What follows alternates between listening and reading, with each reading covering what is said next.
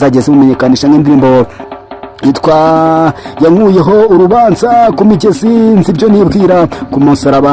ndanyuzwe hari impamvu ndetse n'agasambi ni mu zimwe indirimbo za ziri kuri album ya mbere aje kubasura muri 2014 indirimbo yamwambuguriye amarembo ndetse n'abantu benshi bagenda barushaho kumumenya wasibye za album ubu tuvugana undi twese Mbonyi afite album zigera kuri 7 ndetse n'indirimbo zigiye zitandukanye zagiye zimumenyekanisha nk'uko ngenda mbibona ahangaha imbere yanjye Mbonyi kandi usibye kuba ari umuhanzi ukomeye mu Rwanda muri East Africa ndetse no muri Africa muri rusange Mbonyi yagiye yegukana ibihembo bigiye bitandukanye mpuzamahanga ndetse ari nako agenda arushaho kugenda amenyekana kishi bitandukanye mpuzamahanga nko muri 2020 yaje kuba abona icyo bita nomination muri African Entertainment Award USA ndetse aza kuba no muri 2023 abona icyo bita Scope the Meilleur Artist of the Year ndetse aza kuba twara n'igihembo cya Isango na Muska